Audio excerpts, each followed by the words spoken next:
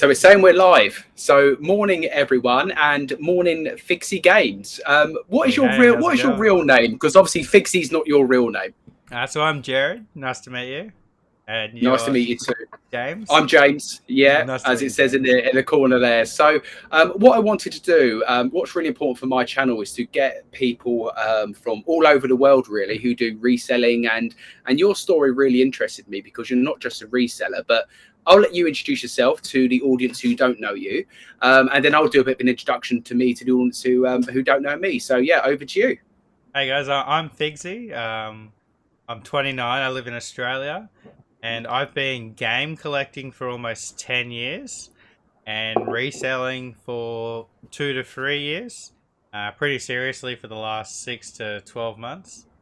Yeah, I've got a pretty serious game collection. I've got a complete PS3 set. That took me a very long time to establish. I've been streaming on Twitch for a long time. I since moved over to YouTube, and now I make YouTube videos 1 to 2 every week. Um, and yeah, I sell on eBay full time and do YouTube full time. Yeah, but I'm back to you, Okay, James. perfect. No, that sounds. We'll talk about your gaming stuff Hey, as well because Langers, I'm how's into it going? gaming, so it'd be quite cool. Yeah, we'll get Langers up here. I don't know Langers, so I'm guessing is he Australian? Yeah, Langers is from the YouTube channel. I'm not sure if Langers is Australian or not, but he's definitely one of the viewers. Perfect. Well, welcome to the stream. Hope you enjoyed today. Yeah, so I'm James. I'm from the UK, just outside of London. I've been reselling now for nearly 2 years. I've only just recently started my YouTube channel. So I woke up this morning to say I've got 250 subscribers, which I'm over the moon with. Nice, And congratulations, man. yeah, thank you. And at the moment, I'm an everything seller. So I buy and sell everything you can imagine. But Langers is an most Aussie. recently, With a name like Langers, he had to be an Aussie. is he Aussie? Okay, that's cool. Let's have a look there. Yeah, Melbourne. Okay, I know Melbourne. Other places in Australia I might not know, but yeah, most recently I picked up 4,000 books. So I've turned into a bit of a book reseller recently, and that's partly Mel's fault from back from burnout, and we'll speak about Mel shortly. One of the channels that we both follow. So yeah, that's a bit about me. But what I was keen to find out about, what is it you enjoy about reselling, and why do you resell? Well, I'll take you back to 2019. I just started selling games on the side. Hey, Andy, that's my buddy who lives locally Hi with me. Andy, welcome. And then this thing called COVID-19 hit, which we're all aware of, Mm, and suddenly my hobby, game collecting, became expensive. But I was also selling games, and I'm like, well, what I'm selling, I'm making more money, so I need to start selling more to be able to collect more. Fast forward 12 months, the end of 2020, I was working in a supermarket and I didn't really enjoy it. And then I got the chance to work in a pawn shop. And I jumped at the chance. This is a pawn shop that I went to every day and bought games from every day. So they knew me really well, and it was close to my old work, so it just worked with me. I got offered more money and better hours, so it was a no-brainer. So I took that job, with the promise that I was going to start an eBay store for them, because they didn't have an eBay store. And I thought that was exciting because I'd walk through the shop and there would be like an anime section. There would be brand new things here, lots of cool stuff. So I'm like, this would be fun to sell stuff in here. yeah. Lots of video games. Like, I was buying them and selling them. I'm telling the guys, like, there's expensive games there that it's just sitting there, like. And then fast forward to today. Well, actually, fast forward to May. Um, I decided to not leave but go part time. Um, and that brings me to today. So I work a couple of days a week, just running an eBay store for a pawn shop. I get to sell really exciting things: high-end watches, high-end cameras, brand new electronics, jewelry, gold, silver, just stuff that us regular people aren't really going to get into unless it's your niche hobby. But so I sell a range of everything. which has given me so much experience in eBay, especially like on the postage side of things, on the return side of things. Might not know this, but you probably have, from my experience, more returns with more expensive items. However, a lot of the times you can then resell that item because when someone spends over $1,000 and one particular thing isn't right, they are going to return it. So yeah, it is very, very interesting. That translates to Figsy stops us all finding Yeah. cheap games at our local pawn shop anymore. So you effectively you killed the gaming market in Australia. You haven't killed it. You took it all for yourself, is what he's trying to say here. Oh no, we live in the same town, so it's a small shop and there's a bigger pawn shop in town. So that moves on nicely, actually, to my next question. I was going to ask you: how do you source your gaming in Australia? I'm not asking you to give away all your tips and tricks, but where predominantly do you pick up games from? Because it might be slightly different to the UK. Okay, I'll answer that question by sort of explaining what I sell now, because I don't just sell games now. I was just selling games and I was making money, but I wasn't making serious money. You know, it was just a hobby. But then from selling stuff at work, I started going out and being like, oh, I sold this at work. You know, I might pick this up and sell it myself. And then, fast forward to today, I sell video games, books, DVDs, CDs, toys, coins, you name it. If I can make money out of it, I'll sell it on eBay. Yeah. I think 30% of my sales are video games, so it's still my focus. And I pay a little bit more money for video games because my audience is predominantly video games and my followers on eBay have come from video games. I like to sell high-end titles. So then in terms of sourcing, my other stock mainly comes from thrift shops, charity shops, op shops, pawn shops. I'm not allowed to sell anything from the pawn shop I work at, so I don't do that for obvious reasons. However, I am allowed to pick up stuff for my collection, so that's a bonus for me.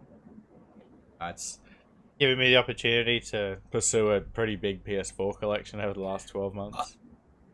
I was about to ask, what is that collection to your side there? So that's the PlayStation 4 collection, is it? Yeah, so I've been working on the PS4 for a few years now, but especially in the last 2 years, I've really been going hard on it. Wow.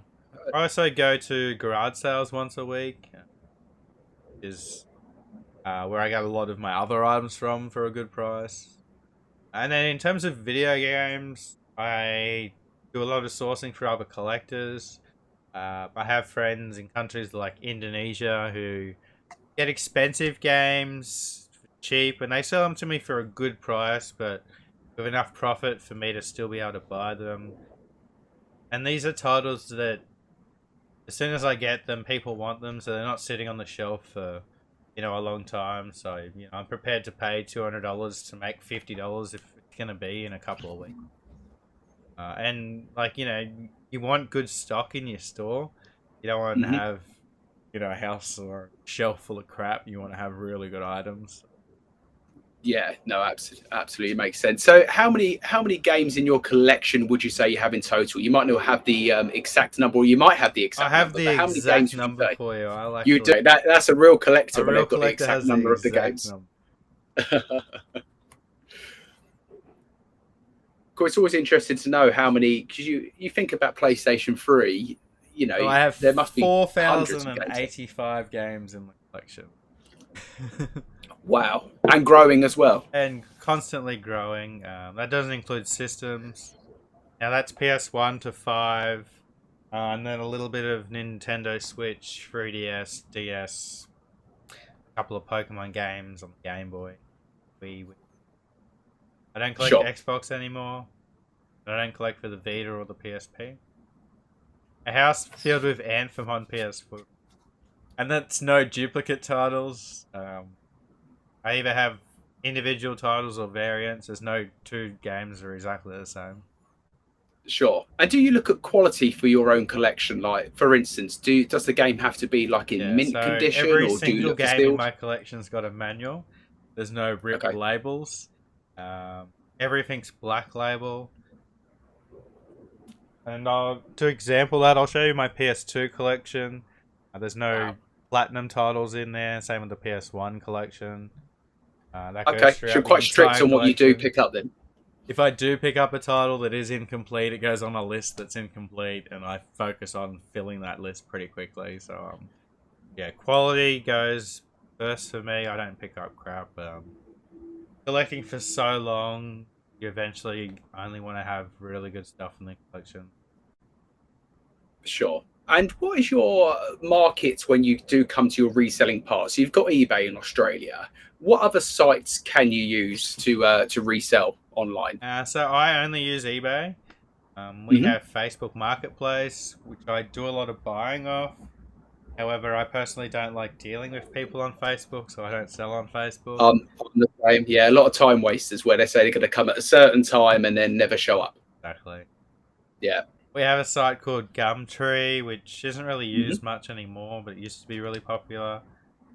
When I first started collecting, I'd source a lot off Gumtree. I don't bother about it anymore. I know we've got Etsy, but I personally don't use Etsy. We've got Amazon. I've tried to sign up for a seller. I've had a bit of trouble, so I really have to work on that. But Amazon's only been in Australia for a few years, so mainly just brand new stock. I don't believe we have a secondhand market at all on Amazon. However, I've been picking up like as many brand new DVDs as I can. The plastics, I'll eventually sell them on Amazon. Gumtree's in Yeah. the UK. It's Yeah, absolutely right. It is abandoned. It's very rare people use Gumtree. So we've got similar in the UK, what you mentioned. So we have Facebook Marketplace. Amazon's bigger in the UK than Australia, I believe. And speaking to a few other yeah, Australian I would people. say so. A lot of the stuff I So buy off Amazon comes from the UK.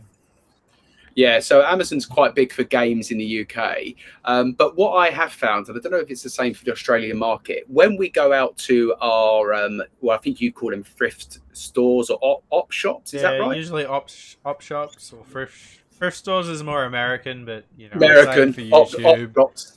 Yeah. So when we go to what we call a charity shop, which is like your op shop, or a car boot sale or jumble sale, which is a bit like your garage sales, etc. Um, We we have struggle garage sales. to. It's just at people's houses.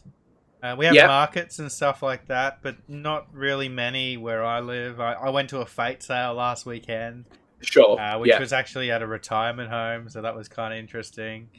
And they just had books, and I found sealed ABC DVDs for like $1 each. So that was, and BBC, so that was pretty exciting. Yeah, they're always worth going to them fate sales. But I must admit, in the UK, when I go to the car boot sale, which is a bit like your market, it's really hard now to find computer games because people know what they're worth more so in the UK.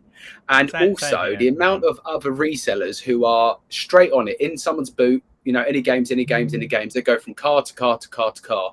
So you've got to be really lucky to find something. You don't go to a car boot sale anymore and find a box Nintendo 64. Yep. You don't find that kind of thing anymore. And it's the But same here. And I've so you've been got to be quick on the going mark. out to these places for like I've been doing this for almost 10 years, but I used to just look for video games and I would get them at almost every single place. And Sure. I used to come out with a PS1 in the bag for $10 and Yeah, a stack of games for $10. And these days you're lucky to pull anything. absolutely. Yeah, no, spot on. So with regards to reselling, why do you do it? What is it you enjoy most about reselling for yourself? I like reselling. I like eBay. I enjoy listing. I put a YouTube video up and work, and I don't. It's work, but like I enjoy it. I can get a lot done in a short amount of time. Been doing it for a long time, so my processes are pretty good. If I'm listing, say, just PS3 games, I can list 60 in pretty much like 70 minutes. I can get a lot of work done. That's not taking the photos, that's just listing them. And then, all you gotta do is package the stuff up, go to the post office, and it's a lot of money to be made for a short amount of work. So I enjoy it. It was a side hobby that turned into what is now my career. Yeah. Yeah, I really enjoy it. Like, it's not that much work. It is, but it isn't, if that makes sense. Like, going Yeah, out no, I know. sourcing's part of the job, but I enjoy that because I was doing that anyway. Yeah, absolutely. I know that feeling because eBay for me started, like you say, as a hobby, and then it turns into a job. But I love the freedom. You know, I do eBay full time. I work from home, which is nice. But I do love the freedom of it. The difficult thing is sometimes when you work for yourself, you can go one of two ways. You can either work too much, and I sometimes find myself working till 10, 11 at night. Yep. But you can also go the other way where you do become at times a bit lazy to be like, you know, I'll take today off, I'll take tomorrow off kind of thing. And what I found more recently is it's okay to take some time off, but make sure you have drafts in the bank to prepare for it, because eBay, as you probably know, likes that activity, likes that constant listing going up, likes your store to be active to get the best sales. I must So admit, I'm a workaholic because I've never taken time off since I started. yeah, I'm just laughing no, at the absolutely. comment down below because I Yeah. had me and another friend had a market store like 2 years ago. It Mhm. was when I just met Andy, and he walked into the markets before they opened and bought half our inventory. Yeah. It is funny, isn't it? Because I have this, it happens here in the UK, and I must say, I'm guilty of it as well at times. So if they say the jumble sale opens at 10 o'clock in the morning, you know, I'm probably parked up at the road about 9:15. Won't necessarily get out of the van at that time, but normally around 9:30, I'm looking around hovering. Yeah, And if I I see do the same. someone I else won't get go to the, out unless sure. they open the Maybe see gates or someone else anything. go to the house, you're straight away thinking, you know, I don't want him to get all the good stuff. I better get out of the van now and go. But Yeah. I think it's all about, you know, being courteous. You ask the person, is it okay to have a quick look? And if they say they're not ready yet, absolutely fine, and walk away. I think a lot of people understand that. Yeah, So 100%. I that's agree good. with you. So how long have you been on YouTube for then? Because you've got quite a few subscribers now on YouTube. So talk about your YouTube journey. So I was streaming on Twitch back in 2017. You asked me a question, I'd change the subject. No, But I it's fine. can't We'll talk just go. about one thing without the other. No, before you answer it, that's quite funny. You got banned last weekend with that, yeah. Oh, Going to I somewhere will too early. mention that. Okay, I'll talk about this We'll first. go to that. We'll go to that. I'll go to this one first. So I seen an Yeah. ad on Facebook at 11 o'clock at night. Video games, blah blah blah, PS1 games. But anyway, this guy lived half an hour away. So Sure. I got there at 7:30 in the morning, woke up at like 6:30 to do it. First one in, looking through the games, and he's like, "Oh mate, all the PlayStation games are gone already. Someone picked them up last night." It's just like that scene from The Simpsons where Yeah. Ralph Wiggum is like heartbroken. It's just, Yeah. but I You still had just a think to good yourself, day, so you know, nevertheless. but that's what what I was saying earlier. You've got to be so quick. I mean, even on Facebook Marketplace, something will go up and within 2 minutes it's gone. If it's really good. So you've got to kind of be on it the whole time. So I'll be keen to find out your strategy as a way behind that, whether you just constantly are looking through Facebook, or whether you have alerts set up, etc. Mine's But just let's talk about, persistence. I've been doing this for a very long time. just keep going. Persistence pays off. You know, you do the same shops every single week. Eventually, they pay off. Yeah. But I'll go back to my YouTube journey. Yeah, perfect. So I was streaming on Twitch. I had quite a good following on Twitch. And to continue to grow that following, I was making content for YouTube. I'd put together like PUBG videos or whatever else I was doing. I was making custom games, so we could put that up. And then, you know, I get like 100 views, 50 views. And then anyway, I put a video game collection up because I do this on the side as well. And people loved it, especially PS3 collectors. In particular, there wasn't really a definitive video series on rare and collectible PS3 games. So I started a rare and collectible PS3 game series. As I said before, I've got a free full set. So I went through my entire collection and pulled out 150 titles that I'm like, these are the pinnacle of PS3 games, or the hardest to me, they're what other people say they are, and people absolutely love the series. And then, yeah, since then, I've just started making a video a week. Now, two. I love YouTube. I get great responses from everyone, and I'm just having so much fun on YouTube. And now I've incorporated reselling videos into my channel. Not everyone's likes it, but the new people are you know, make it so much worth it. So I'm continuing doing this new content. So it sounds quite cool on your YouTube channel. You seem to have two different audiences now. So you've got your gaming audience, but you've also got your reselling audience as well. And Exactly. they kind I of wouldn't link even into the call them two a at times. gaming audience. Like, you could even say three, because you've got people that used to follow me on Twitch for just watching me playing games. And Sure. then you've got this whole fan base of people wanting to collect. So it's Mhm. and then you've got everyone from reselling. So it is quite interesting. And I put out a wide range of videos. People have said, you know, why don't you make another channel? But that's not me. Like, I'm big, I just want to do my thing. I'd rather Yeah, people want to watch me for myself rather than the content I'm putting. And of if you course. look Yeah. back through my channel, I've made really interesting videos. I'll do like GeoGuessr videos, or I've done videos where I've gone on Omegle and just talked to random people and had my collection in the background and they reacted to that. And Sure. I've done a video where I've just cooked in the kitchen and people enjoyed that. So yeah, I have And fun. I think, yeah, I think that's important for YouTube because people want to watch people they feel they can relate to and they like as well. It's really important. You can put out so many videos of just about, you know, the games you collect or what you pick up at the op shop, etc.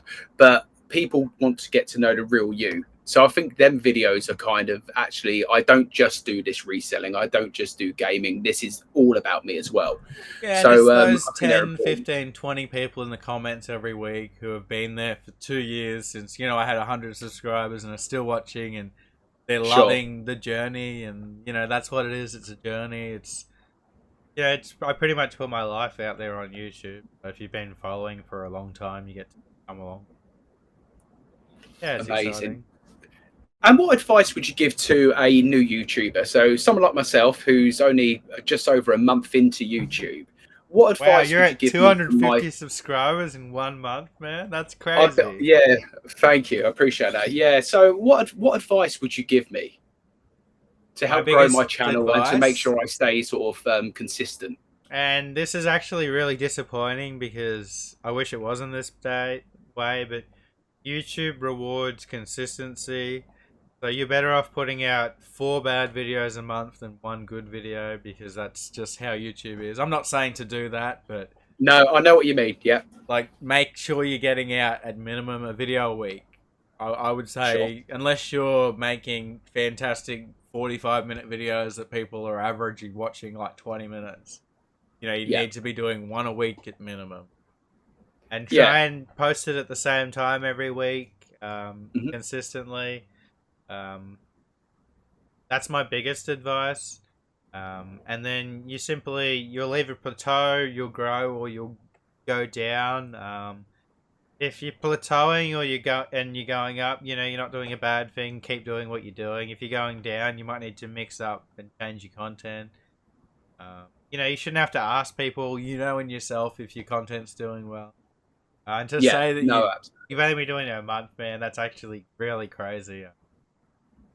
Yeah, I would say my first 1,000 subscribers on YouTube took over 12 months, and it yeah. was constant grinding. I had over 200 videos put out before I seen any success on YouTube. Yeah, I think for me that constant grind is important. For me, I don't mind being consistent because that's what eBay is for me. So I've got that in me. But what's important for me is I grow the right audience because you could easily, and I've seen, and I'll get messages on Instagram, funnily enough, grow your YouTube channel, you know, message us, DM us, and we'll help you get to your 1,000 Excuse subscribers me. overnight. No, that's fine. But then we've got 1,000 people who don't actually watch your content, and to have people on there who aren't watching your content is pointless because it doesn't get watch hours up, and people aren't actually interested in your content.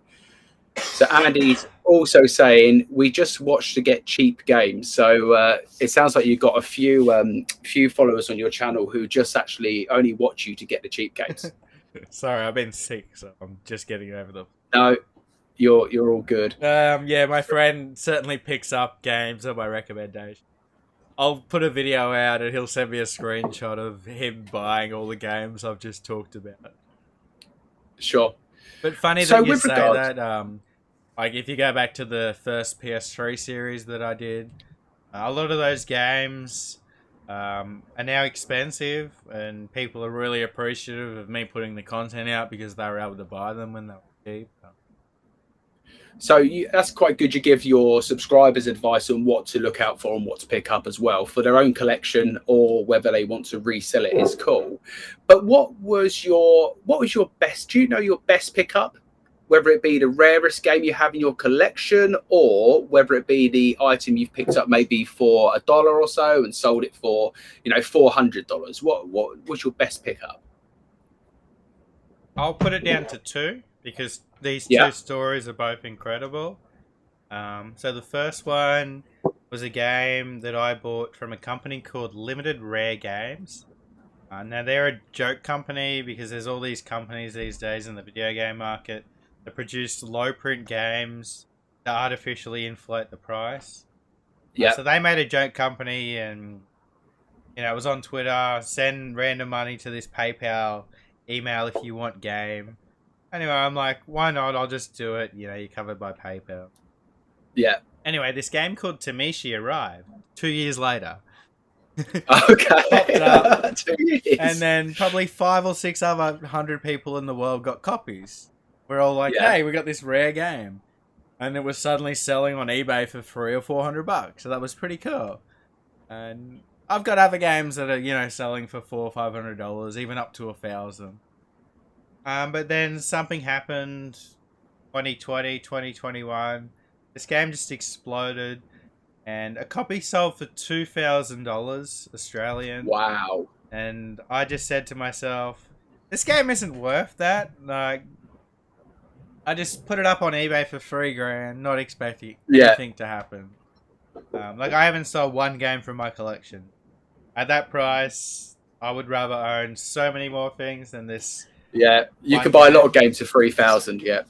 And then one morning, 5 o'clock in the morning, I couldn't sleep. I roll over. There's an offer for $2,500. I'm like, right, I'll accept it, because that was the figure in my head. Click. Yeah.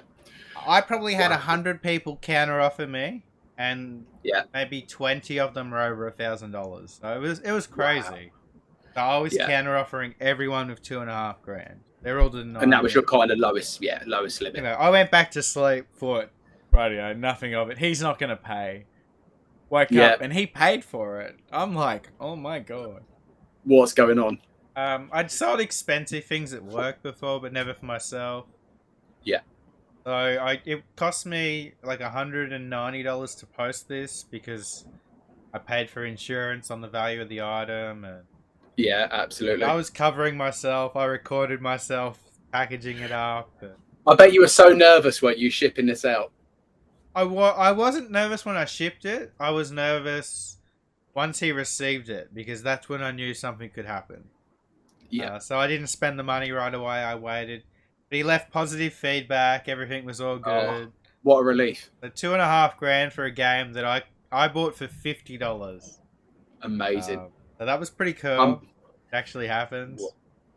Amazing but then, stuff. Hey, Tat. How you going? Tat's in. So, yeah, fairly new subscriber here. Recommended James by Mel from Back from Burnout.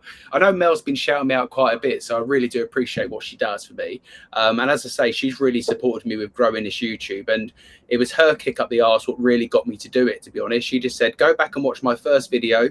Look how bad it was compared to now, and just start your channel. And that's what I've done. So hopefully my videos get Mel's quality. It's terrible. After the chat, after today, I'm going to watch your first one. But hopefully I'll get my channel. Actually, my first video was back in like 2016 of me just sitting in front of my game shelves with an iPhone going, hey guys, these are my games. Your hand shaking, yeah. And it's got 5,500 views. I know, you think, how's it got that many? But yeah, thanks Tat Dotter for subscribing. I see you on lots of the UK live chats as well. So no, I really appreciate that. I love Mel. I've been watching a few Aussie resellers, and I watch every single one of Mel's videos. Yeah. And some of the ideas that we'll talk about in this podcast actually come from her that I've implemented in my store, and it's increased my sales. So Amazing. Well, let's talk about that now then, because I know we had a little chat beforehand. But if we talk about the Australian resellers you follow, you might follow hundreds, but I follow Mel, I follow yourself, and I think it's the Aussie The Flipper. Aussie Am I right to Flipper say? from the Gold Aussie Coast. Flipper. I'll also So I follow it. give the Gold Coast picker a shout out. He is a very, very experienced reseller. He's been reselling for over 20 years. Has his own store on the Gold Coast. And he'll just walk through garage sales and his knowledge blows my mind. So I definitely recommend the Gold Coast picker, guys. Yeah. And do you But follow any in the UK? Do you follow any in the UK? Because there seems to be a bit of a crossover with Australia and UK when it comes to resellers. I have a terrible memory, so I'm gonna search my subscribers. I do watch That's one from the. I watch a couple from that's America.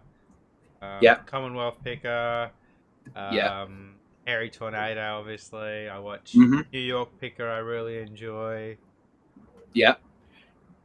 Hi, Rich. Rich is from the UK, Night's Life. He actually goes to a car boot Hey, sale nice not life. There too you go. far from me. So, yeah, Rich, thanks for joining. I watch a couple of a lot of collectors who sort of sell on the side. So a couple from the UK, but again, I'm not very good at names. No, that's all right. Don't be silly. So, yeah, tell us some of the things that Mel's videos has sort of taught you to implement and some Well, success from recently that. she did a video about putting an eBay store video in. eBay have just implemented a new thing where you can add a video to your store, and I added a video to my store, and my Mhm. sales conversion rate in the 6 weeks since I've done that have gone from 2.8% to 3.3%, which doesn't sound like much, but that's a very It's significant increase. it's a huge number. Yeah. And that's just by implementing that video on your storefront. So when people click on your store, they've got a bit of an intro into you and what you do. Yeah, and I have a theory that it actually hasn't got anything to do with the video. It's got all to do Okay. with eBay want every single seller to have a video. So if you have the Yeah, video now, eBay are going to be they're like, going to let's push it. reward these sellers and pump their content up. Yeah. And like, if the video works or not, that's exactly what's happening. So I would suggest it to everyone. Whether you Yeah. stream, make YouTube videos, or just resell, you don't have to put your face in. I recommend video up. Yeah, it's on my to-do list actually this week because I watched Mel's video and it's actually quite cool the way she done it. Where if you don't want to put your face on there, you don't have to. You know, she don't have to have a camera pointed at you. This is me, blah blah blah. You can just do a nice little video. But I completely agree. If eBay's asking for it, it's worth doing because you're right. They're going to reward you for that.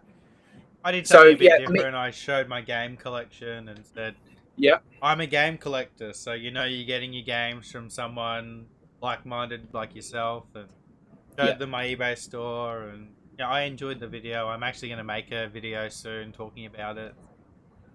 Yeah, that's Good. pretty exciting. So Mick's in the chat, and he said after seeing Mel, he's and more recently with myself, he decided to give YouTube a go. Yeah, absolutely, Mick. As I say, I was so nervous doing my first YouTube video. I think my first video was 2 minutes long, and I think it took me about 3 hours because I kept cutting it. I kept thinking it's not good enough. And in the end, I thought, you know what, just get one out there. And it becomes a bit of it's a bit of excitement. And actually every day I wake up and I think to myself, what other ideas have I got? And I've got thousands of ideas in my head, but I want to make sure I sort of plan it. I think about it a bit more. But like you were saying earlier, just especially when you are first starting, just get some videos out there, you know, get your name out there, get some subs, and hopefully grow it from there. Yeah, I would suggest also getting on other platforms. You know, Yeah. getting yourself on Twitter, Instagram, Facebook. You have to, if you don't like the platform, don't be on it, but it's worth doing that. I'm even on TikTok. I've got a Discord group with almost 200 members in it. And it's mainly just collectors who resell to each other. We trade in the Discord group. It's actually one of my favorite places to hang out, so that's pretty cool. I was about to ask you about TikTok actually, because I've seen a lot of gaming people on TikTok, game collectors and people who play I games, and personally they do seem not to get make enough thousands. content for TikTok because my Sure. stuff does really well when I do it. Yeah. But yeah, young people are definitely on there, and so many people on TikTok, so it's worth putting your content out.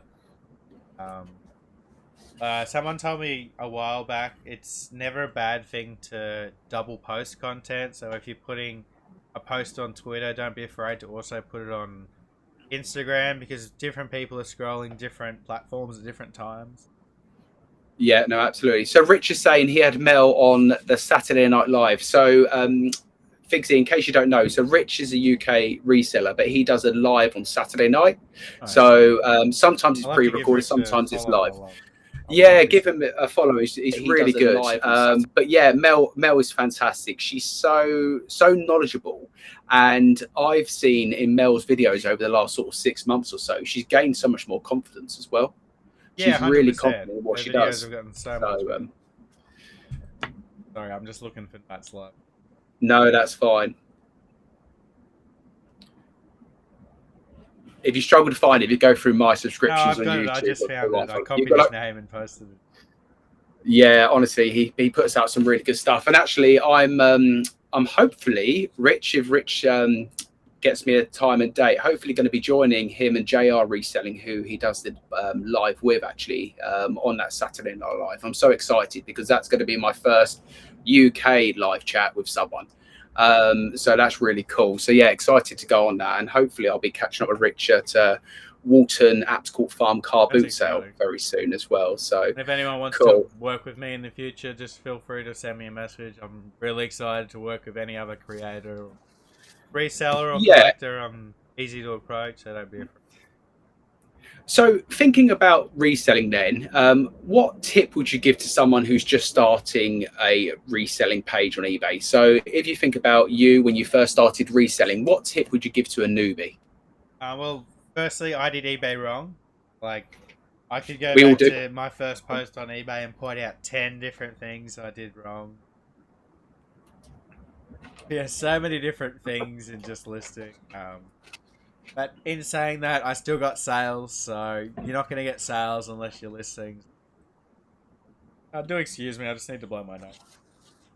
No, you're fine. I'll talk. So yeah, what you're just saying there is absolutely spot on. And my advice to people is the biggest tip I would say to people on eBay is to go out, buy some stuff, and you will make some mistakes. So don't be scared if you do buy the wrong things, but take your time in listing items on eBay. It's so important because it's so tempting just to actually get the listings up really quick, but that's where you make a lot of your mistakes. So if I could go and start again, I would probably grow slower than I initially did. You know, I wanted to get my eBay store up to 1,000 items within the first sort of 2 months, really. And that was my I don't think that's a bad thing to do. And I'll throw a perspective at that because I've tackled bad inventory in a very good way. Yeah, great. It was a tip from... Was it New York Picker? It might have been from the New York Picker. Just trying to think. It may have been from someone else.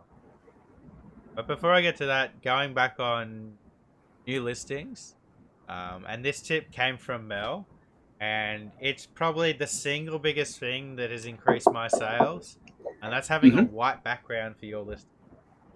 Yeah. I just went to Bunnings and bought like a $20 sheet of Plurite. I take every photo on that, and then there is actually a genuine reason behind that. Now eBay pay Google a lot of money, and not just a lot of money. eBay are actually Google's #1 payout advertisement, and eBay push your listings onto Google Shopping. If you click on Google Shopping, type in a product that you sell, and see if your listing's up there. If it's not, probably because you don't have a white background. Majority of those photos are all going to have white background. And the reason behind that is the actual requirement to be on Google Shopping is to have a white background. And I was thinking about this last night because I was looking at some of James's listings and he doesn't actually have the white background. So we were chatting just before the podcast. And then I was saying that I had 1,200 impressions and 1,800 of them came from Google Shopping. Before I was doing this, I had 0 coming from that. It's so crazy, that's like the amount of difference. 20%. That's a real number. It's huge. Yeah, absolutely. Yeah, it's interesting because I think with the amount of things you take in and listen to. I've heard real mixed things about the white background doesn't matter, because a lot of people used to use, I think it's called photo room, to actually take the background out and stuff.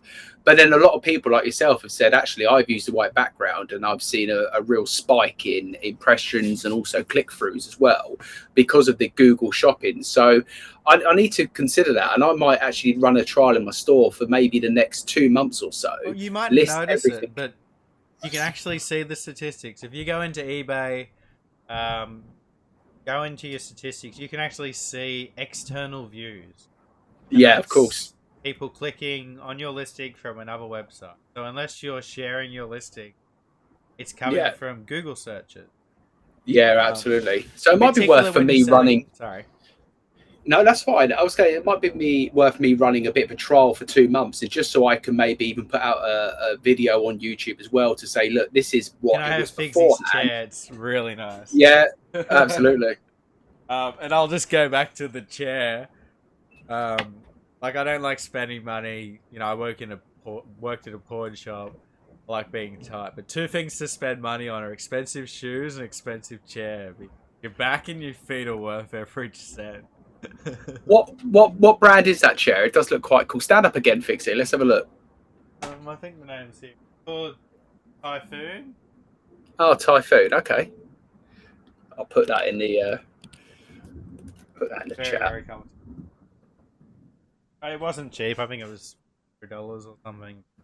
I've had it for over a year. It still feels the same as the day I bought it.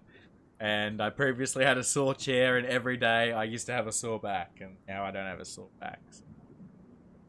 And do you use that chair for gaming as well? Well, yeah, I originally bought it because I was streaming 8 hours a day. Yeah. Now I'm sitting here listing on eBay and making bits. You still want to be comfortable. Okay, perfect. Well, we've been going for 40 minutes or so. Is there anything else you want to discuss? And if not, we can talk about how people can find you on Instagram and YouTube, etc., and all the other platforms you're on. I just wanted to talk a little bit more about eBay and eBay listings, what we were talking about before. Yeah. So I've just lost my train of thought a little bit. No, that's okay. So we're talking about the white backgrounds as giving you a real increase in click through and stuff as well. Yeah. So continuing down, like I'm just literally visualizing as you're listing. Something that's helped me out. Another tip is adding a SKU system to my eBay store. Yeah. Particular for clothes and other items, I definitely have a SKU system. But at my work, we have a pawn shop with individual item numbers. I added the item number to all the SKUs in there, and it made my life so much easier at work. Scrolling down, once you've got your photo and everything in, you've got this next thing called item specifics. Most people ignore. Now, I had a phone call with eBay about 6 months ago. eBay were hammering down. If you want to increase your sales, start ticking those boxes. Absolutely. For the reason that, say you're selling a video game, PS3 game, and you've made your listing, blah, blah, blah, you've done it really well, but you have ignored item specific. And say that it's a Metal Gear Solid Konami title, and someone searches that title, and heaps of them pop up, and they're like, oh, this is overwhelming. They go through the left side of eBay.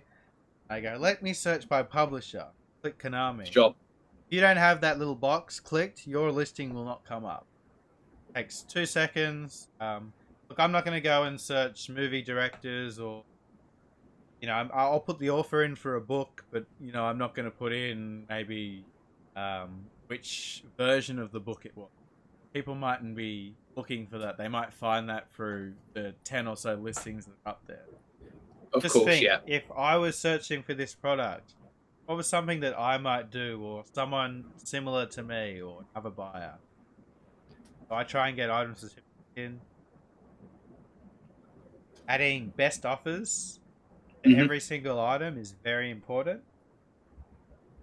I do apologize, James. I do have a few more things I want.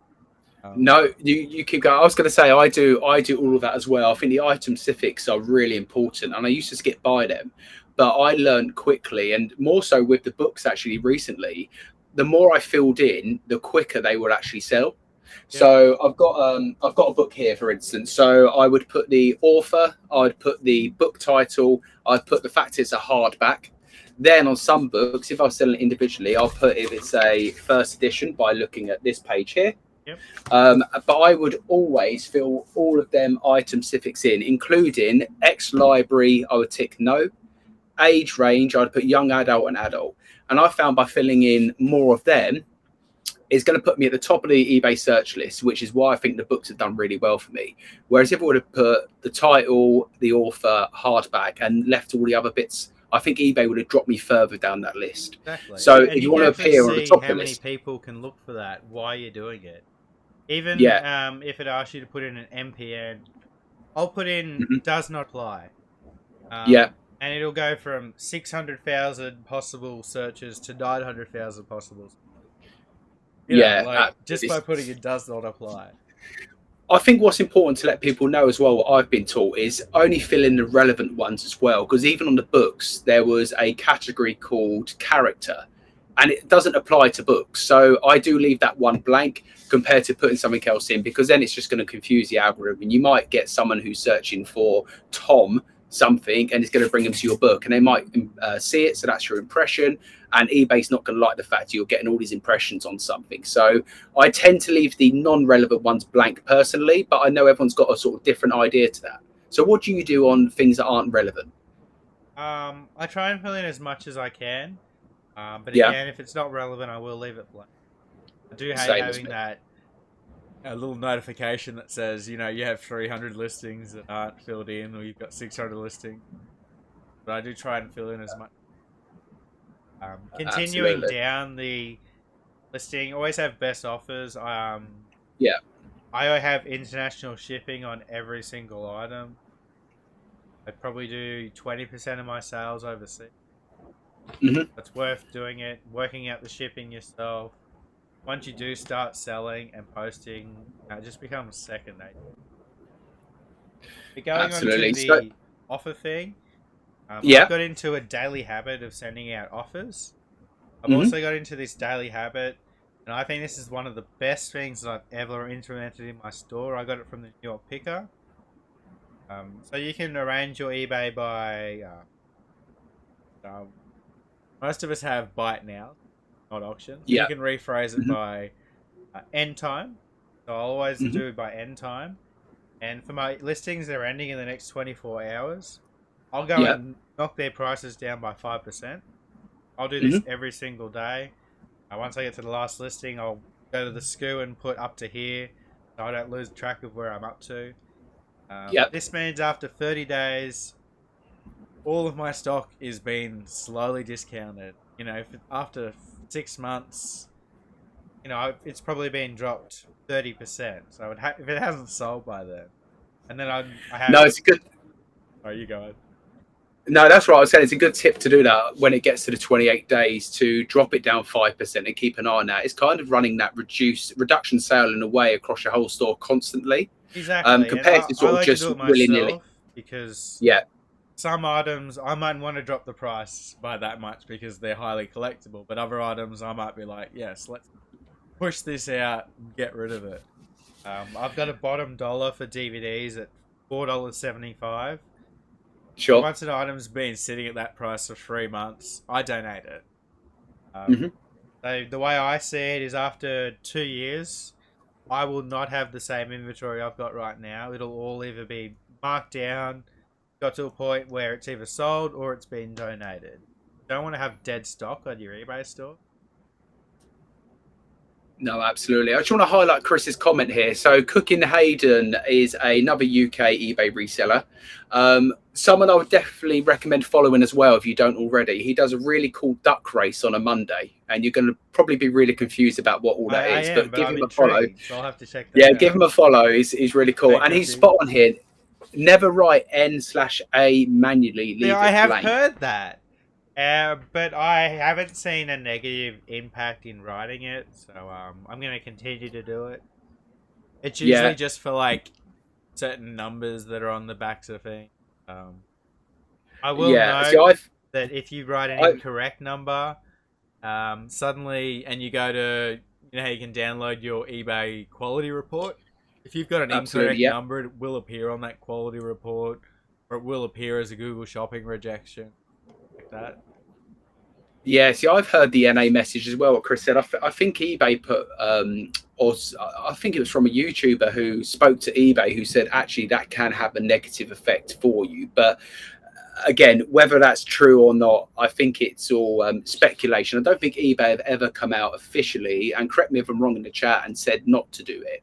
But I'm the same. I just leave it blank because I don't want to get the algorithm confused and stuff as well. I think, and I think Andy was talking about your chair, $299 from Officeworks. It's cheap.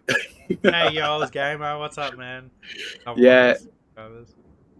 Hi, welcome. Thanks for joining. Sorry, carry on. You were saying more about the stuff you do with eBay. So you were saying about, you know, best offer. I have best offer on. I think best offer is really important. I'm always quite surprised when people say they don't have best offer on. I don't understand. I never used to. Why you would do that? Yeah. I'm like, I used to sell thinking, all right, I'm defensive. My stuff's online for what I've got it for. I'm getting that. And, you know, no one's going to message me and lowball me. But that's the wrong attitude to have. It's not daily refinement. It is his Tech and Sports has a quote that I actually live by today. Is you can make all of the money sometimes, or some of the money all times. That's the quote I live by as well, by following along and listening to Tech for Tech's. Do you know what? Tech's a really interesting guy actually, and I think if he started a YouTube channel, he would get millions of subscribers because he knows so much. But he does on a Tuesday in the US, so I catch up on the Wednesday. He does a live sort of question answer with people in the groups, and the other day I think it went on for nearly 9 hours, where people asking him questions and they're just all chatting reselling. It's really cool actually. So on a Wednesday, that's kind of my listing listen when I'm listening up all my stuff. I listen to the podcast sometimes and stuff. So I do. But his quote is that, and I go by that now. I used to always be the case of if someone offers me something, I would sometimes counter offer it, you know, 50p higher or £1 higher and lose that sale. No, I never but he's do that completely anymore. right. You're right. Unless the only exception is if I've listed it that day. If I've listed it that day, I'll decline it. But if I've listed it, you know, 2-3 days later, I'm accepting offers. I've got a theory that sometimes if your sales have been slow and you get, say, a lowball offer on, say it's a DVD you've had up for 2 months, you don't have any attachment, you're not losing out on money. I'll just accept that offer, and you know, like it opens the floodgates, and then all these sales just start to come through. And... Do you know? I think that's a reseller eBay theory, because I'm the same. If I get an offer in the morning and it's lowball, I think to myself, do you know what? Even if I'm making a slight loss or just a little bit of profit, I'll accept it. Because then you're right, it opens up the floodgates for the rest of the day. And yeah, like Chris is saying here, when you buy an item to resell, you often negotiate. So why would you expect your buyers to not want to do the same? Okay. And I think that's spot on when it comes to having offers on, because, you know, you can always reject an offer. I always say to people, don't just reject an offer, counterback, because eBay likes to see you looking to work and negotiate as well. So I think it's important to have best offer on. I don't think there's anything to lose by doing so, personally. No. 100% not. And you might have an item that only sells twice a year on eBay, and you've got one of them. You know, you should be grateful to get that offer. That one person decided to give you the chance to. Why don't they give someone else the chance? If you don't take that, you might get a sale for 6 months. And Fixie, what promotions do you use in your store then? So do I you have promote every single listing promoted. I use 2% for the majority of items. Video games, I use 4% because it's competitive. Yeah. And then certain things that I really want to sell, I'll have higher. I just remembered I forgot to tell you something. And it was a conversation that was our first ever conversation. So if I go back to, you asked me a question half an hour ago, was my greatest ever pickup. I told you there's two. I only told us about one of them. Okay, let's go back to the other one. So the other one was actually my most recent YouTube video. So I'm still in the process of selling it. But I went to a garage sale 2 weeks ago. It was huge. It was huge backyard, and he probably had 60 blankets stock on every single one. And I'd found out from another lady at a previous garage sale that this guy buys storage containers, Hmm. and that's why he's got so much stock. But anyway, I'm looking through and I found video games. I'm like, I'm stoked. No one's looked at them yet. Sweet, I got cheap video games. It was a great score. But anyway, as I'm going through the garage sale, these books got my eye. I don't really do books. I've probably got 100 on my store. I don't buy them because they don't sell that quickly, and I sometimes get them for free. So I don't usually do books, but I looked at these books and they were Dungeon and Dragon books. I had Wizards of the Hmm. Coast on them, and they were hardcovers, and they were really nice looking. So I walked up to the owner of the garage sale and I'm like, hey, how much for your Dungeon and Dragon book?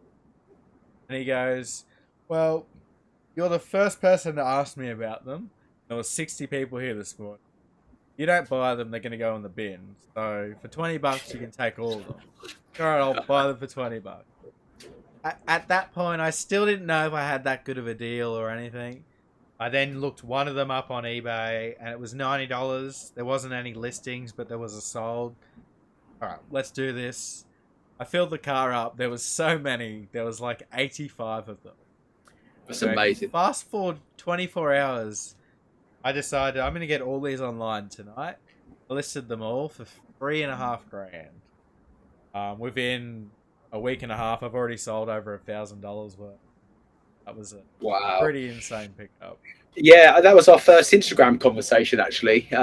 Because I said to you that, before I started doing books, I would have walked straight past them Dungeons and Dragons. Yep, But me too. I know it 100%. goes for good money, so I think Thank it's you, important. Mel, for that pickup. I Yeah, probably wouldn't have got it without you. exactly. And this is why I think YouTube's great, because I watch a lot of channels, and sometimes the wife says to me, I know you do YouTube now, but why is it for years you've watched people go around boot sales and pick things up? Do you enjoy like listening to people at a car boot sale? I said, well, partly that, but partly also to find out what things sell. Yeah. So if you see someone go to your local car boot sale and pick something up, when you go on Sunday to your car boot sale, you might see the same item and think, for instance, Chris cooking the Hayden's picked it up at the weekend, and he said it could sell for this amount of money, so it's worth me grabbing. So it's all about learning, all about increasing your knowledge with reselling. Because someone else asked me the other day, how do you know what to buy? And the truth is, sometimes you don't. Sometimes you have to take that calculated risk. But with the eBay app, you can always just have a quick look up online, which is really handy to do as well. Exactly. And coming from being a collector, Mm, I've got a unique thing where I can tell you the price of pretty much every PS3 game. I could walk of into a course. shop and be like, that's $5, that's $50, that's $30. No, I was Yeah. walking into cash converters, spending $50, walking out with $500 worth of stock some days. They weren't looking at them. They do Sure. these days. They know what I Yeah. do now. They're more cottoned on now. Yeah. But no, I had to adapt to look things up that, I've never sold this before. I've never seen it before. But I seen someone sell something similar on YouTube, so maybe I'll do a bit of research. So like I like to say to people, I don't know the value of everything, but I know how to look things up, and Mhm. know how to do that. You can do anything. So Tat Doctor Ian is saying Chris does some awesome car boot videos, well worth a sub. Genuine, honest, and fun channel. Absolutely, Chris's car boot sales are really fun to watch actually, and he's really good at negotiating. And I realised when I done my first car boot sale video this weekend, I don't negotiate enough. Someone will tell me a price, and I'm like, okay, yeah, I'll pay that, or it's a straight out, oh no, I won't pay that. So I think I need to get a bit better with actually negotiating with people. People are there looking to sell their items, so it's worth negotiating as long as they're getting a fair amount as well. 100%. But yeah, his videos are really cool, and I said the Monday Live is very fun. I I'm need to lucky make to sure have I worked in a comment on. pawn shop, so you pick up very good negotiating skills working into. Of course, absolutely. So we've talked YouTube, we've talked reselling. Anything else you want to have a chat about? No, I think we've pretty much covered everything. I had a couple of things written down. We've got them. Are there any questions from anyone in chat? Happy to answer Yeah, anything.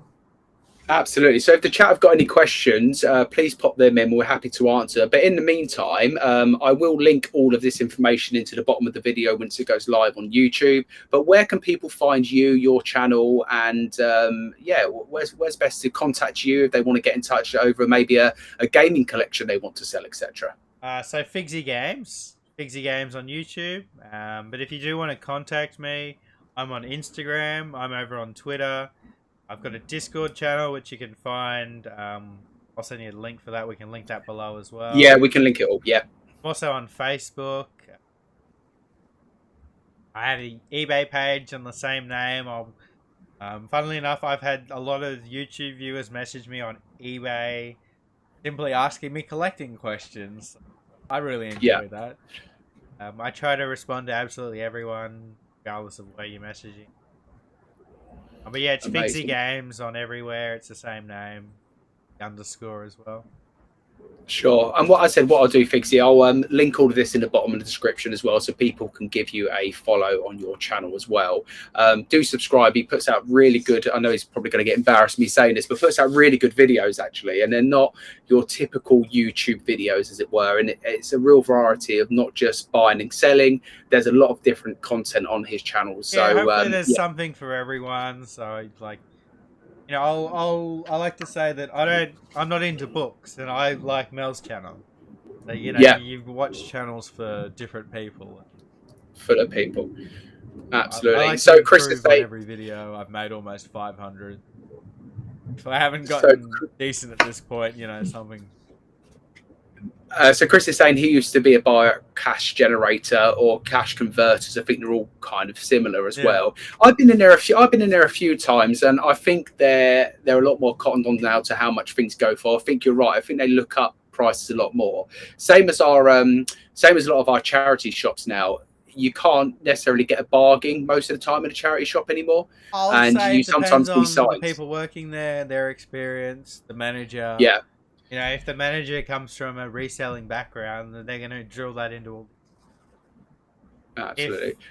I like to think if, you know, okay, a good example is, so you know how there's a lot of disparity in op shops right now with, say, cutlery and stuff that were really popular in the 90s that is cheap today, but you'll go into an op shop and people will have $200 or £200 on it. People will be like, look at this price. It's 4 times the price of eBay. Well, I like to think maybe the lady that works there used to run a store in the 90s where this was worth $1,000. And she doesn't know. She hasn't cottoned on that this isn't worth anything. So, you know, you just have to think maybe from this person's perspective, it's still a good deal. Yeah, absolutely. I don't know if it's the same in Australia, but now in some of our charity shops, they actually have a sign what says our price, it might be £100, eBay price £140. So you can tell they're actually going to do the research. I've seen photos online. I live in I'll say the city I live in is a little bit more social, economically lower, so things are a little bit cheaper here. Sure. And then sometimes you have to educate the people in the charity shop in a nice way to say, you know, you're saying it's £140 on eBay, but is that a sold price? Because I could list up, I don't know, this book again, we'll pull the book out. I can list this book up for £4,000 on eBay if I wanted to. It's not. But is it ever going to sell? So yeah, sometimes we have to have a chat with the people in the charity shop to actually tell them, you know, have you looked at solds for this? Because actually it only sells for £60, you know, that kind of thing. So I walked into a store a couple of weeks ago and there was Xbox games for $15 each. Yeah. I said to the lady, these are $5 on eBay. And as I'm walking out, she says, would you like to buy them for $5 each? And I bought one of them. I said, no, but I appreciate that. And she said, I'm going to change the prices on. Yeah, and I think if you do it in the right way, people appreciate it. I think if you go into somewhere and you say, "Oh, you won't sell it for that. That'll be sitting there for months and it's too expensive," blah blah blah. People will take offence. But I think if you're just genuine and say to people, "Look, to be honest with you, this is what you can get it online for. So you want to be cheaper than the online cost because you don't want it sitting around here for ages." If you do it in the right way, I think people do understand. And I'll flip that onto an employee perspective. Like if someone used to say that to me in the pawn shop, yeah, I wouldn't take it as disrespect. I would take it in here. Yeah, I wouldn't give them a discount or anything. But as soon as they leave, I'm online researching this price. Yeah, Going, they're right. They're right. Yeah, we don't want to be yeah, undercutting ourselves, or you don't want to be ripping the customer off. So some people are perfect. genuine. Some people are just, that'll never sell, and then it sells the next day for that price that you had on it. That happens Yeah, just as absolutely. much. Yeah. Okay, so we haven't got any more questions in the chat, but if you guys have any questions after, please drop them in the comments and we can both jump on and answer them. Figsy, I just want to say thank you so much. It's my first chat with someone from Australia on my live on the coffee pod here, so I really appreciate you giving me the time. I know it's evening time your end, so I appreciate that as well. I had a And great time, James. Thanks for having me. I really appreciate it. amazing. Thank you so much. And as I say, if you ever want someone to come on your channel from the UK, happy to do so. It's all about that collaboration. So just give me a shout. But what I'm going to do, guys, I'm going to link all Figsy's information in the section below. So please show him some love. And thank you all for joining us today. Peace, guys. Cheers, guys. Take care.